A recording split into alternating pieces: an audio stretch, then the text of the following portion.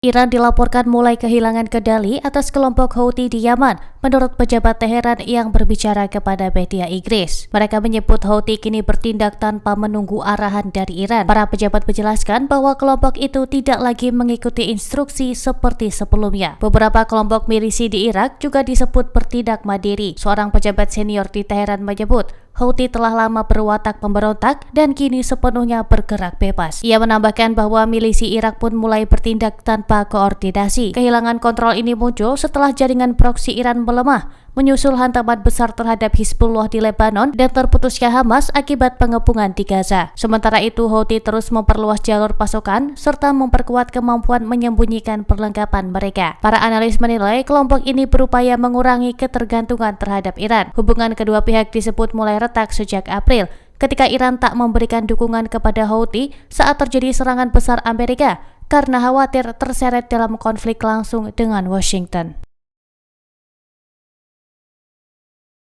PBB mendesak penyelidikan cepat dan adil atas serangan Israel di Camp Ain el-Hilweh, Lebanon, menewaskan 13 warga sipil pekan lalu. Seruan itu disampaikan setelah 11 anak termasuk di antara korban. Menurut laporan Al Jazeera, insiden tersebut merupakan salah satu serangan paling mematikan sejak kejahatan senjata November 2024. PBB menjelaskan semua korban yang terverifikasi adalah warga sipil. Juru bicara Komisaris Tinggi PBB untuk HAM, Tamen Al-Hitan, menyampaikan keprihatinan serius atas potensi pelanggaran hukum humaniter internasional. Ia meminta pihak terkait bertanggung jawab. Data Kementerian Kesehatan Lebanon mengungkap lebih dari 330 orang tewas sejak kejahatan senjata dimulai, sementara 945 lainnya terluka. Militer Israel disebut terus melakukan serangan udara hampir setiap hari dengan alasan menghancurkan infrastruktur Hizbullah. Presiden Amerika Donald Trump memerintahkan proses pelabelan cabang Ikhwanul Muslimin di Mesir, Lebanon, dan Yordania sebagai organisasi teroris. Langkah ini diambil karena Washington menilai kelompok tersebut memberikan dukungan bagi Hamas. Gedung Putih menyebut Ikhwanul Muslimin mengoperasikan jaringan transnasional yang dinilai mengancam kepentingan Amerika dan sekutunya. Kebijakan ini diumumkan seiring intensifikasi tekanan Amerika terhadap kelompok pendukung Hamas. Menurut laporan Al Jazeera, beberapa pemimpin cabang organisasi di Yordania dan Lebanon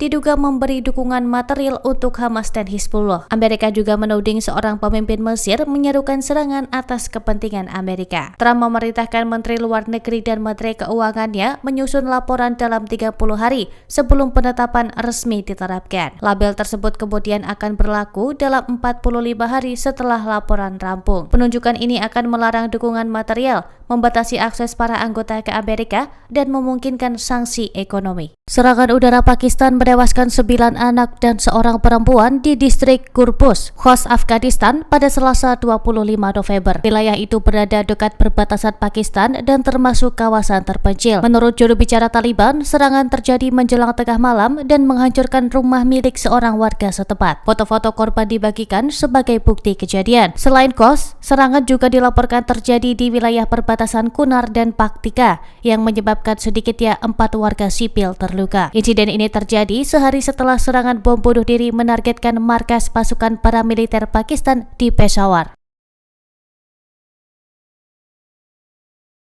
Gaza kembali dilanda hujan lebat yang memperburuk kondisi pengungsian di tengah krisis kemanusiaan yang panjang. Banyak warga berjuang menyelamatkan barang mereka setelah tenda-tenda terendam air. Menurut Associated Press, air setinggi mata kaki memasuki tenda pengungsi di Gaza Tengah. Warga menyalahkan baik Israel maupun Hamas atas situasi yang belum membaik meski kejahatan senjata berlaku. Sejumlah tenda rusak akibat hujan deras. Organisasi kemanusiaan memperingatkan bahwa musim dingin beresiko mempercepat penyebaran penyakit karena infrastruktur sanitasi yang minim. Lebih dari 2 juta warga Palestina terpaksa mengungsi sejak perang berlangsung 2 tahun lalu. Banyak di antara mereka tinggal di tenda darurat yang tak dapat menahan curah hujan tinggi.